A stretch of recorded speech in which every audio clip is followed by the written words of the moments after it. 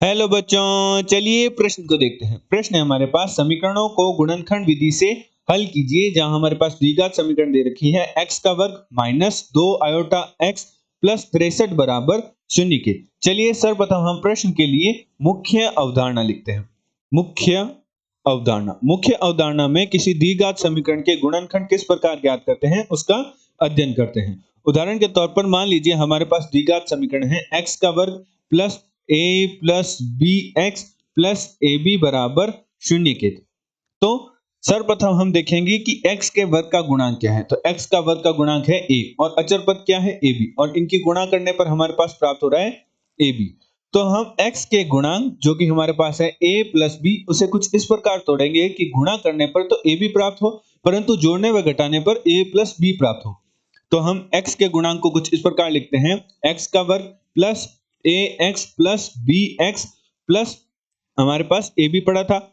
अब देखिए x का गुणांक a है और x का गुणांक b है, तो इनकी गुणा करने पर तो हमारे पास जो ab प्राप्त होना चाहिए वही प्राप्त हो रहा है, और जोड़ने पर हमारे पास जो हमारे पास द्विघात समीकरण मानी थी a प्लस b, वही हमारे पास x का गुणांक प्राप्त हो रहा है। तो हम प्रथम दो पदों में जो x उभयनिष्ठ है उसे x उभयनिष्ठ ले लेते हैं, तो हमारे पास बनेगा x प्लस a, और अंतिम दो पदों में हमारा b उभयनिष्ठ आ रहा है, तो x प्लस a बराबर शून्य, जहां से हमारे पास गुणनखंड बन गए x प्लस a गुणा x प्लस b बराबर शून्य, जहां से x प्लस a बराबर शून्य के होगा और x प्लस b भी बराबर शून्य के होगा, जहां से x का मान हमारे पास माइनस a और x का मान हमारे पास माइनस b प्राप्त होगा। अर्थात गुणनखंड विधि की सहायता से निम्न प्रकार हम द्विघात समीकरण के मूल ज्ञात करते हैं। अतः प्रश्नानुसार प्रश्न में हमारे पास जो द्विघात समीकरण दे रखी है वह दे रखी है x का वर्ग माइनस 2 आयोटा x प्लस का 63 बराबर शून्य के।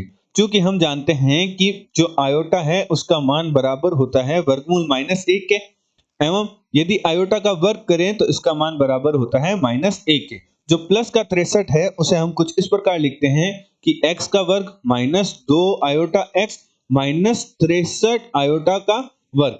जब हम आयोटा के वर्ग का मान लिखेंगे माइनस 1, तो वह माइनस माइनस प्लस हो जाएगा, जिससे हमारे पास जो पूर्व में समीकरण लिखी है वही समीकरण प्राप्त होगी। अर्थात प्लस के 63 को हम लिख सकते हैं माइनस का 63 आयोटा का वर्ग। अब हम देखते हैं कि x का वर्ग का गुणांक क्या है। x का वर्ग का गुणांक है a और अचर पद क्या है माइनस 63 आयोटा का वर्ग। इनकी गुणा करने पर हमारे पास प्राप्त हो रहा है माइनस 63 आयोटा का वर्ग। तो जो x का गुणांक है जो कि हमारे पास है माइनस 2 आयोटा, उसे हम कुछ इस प्रकार तोड़ेंगे कि गुणा करने पर तो माइनस का 63 आयोटा का वर्ग प्राप्त हो, परंतु जोड़ने व घटाने पर माइनस का 2 आयोटा प्राप्त हो। तो 9 और 7 की गुणा करने पर हमारे पास 63 प्राप्त हो रहा है और जोड़ने घटाने पर हमारे पास 2 प्राप्त हो रहा है। तो हम माइनस के 2 आयोटा का कुछ इस प्रकार लिखते हैं कि x का वर्ग माइनस 9 आयोटा x प्लस का 7 आयोटा x माइनस का 63 आयोटा का वर्ग बराबर शून्य। तो माइनस का 9 आयोटा और प्लस का 7 आयोटा का जोड़ने पर तो हमारे पास माइनस का 2 आयोटा प्राप्त हो रहा है, और गुणा करने पर हमारे पास माइनस 63 आयोटा का वर्ग प्राप्त हो रहा है। तो प्रथम दो पदों में x उभयनिष्ठ है तो x बाहर निकाल लेते हैं, तो हमारे पास बनेगा x माइनस 9 आयोटा, और अंतिम दो पदों में हमारा 7 आयोटा उभयनिष्ठ है, तो 7 आयोटा को बाहर निकाल लेते हैं, जिससे हमारे पास गुणनखंड बनेगा x माइनस 9 आयोटा बराबर शून्य के। तो हमारे पास गुणनखंड प्राप्त हुए x माइनस 9 आयोटा, और एक हमारे पास प्राप्त हुआ x प्लस 7 आयोटा बराबर शून्य, जहां से हम कह सकते हैं कि x माइनस 9 आयोटा बराबर शून्य के होगा और x प्लस 7 आयोटा बराबर शून्य के होगा, जहां से x बराबर होगा 9 आयोटा के और x बराबर होगा माइनस 7 आयोटा के।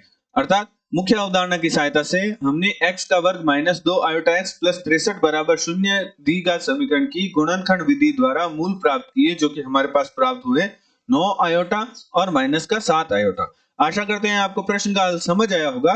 धन्यवाद।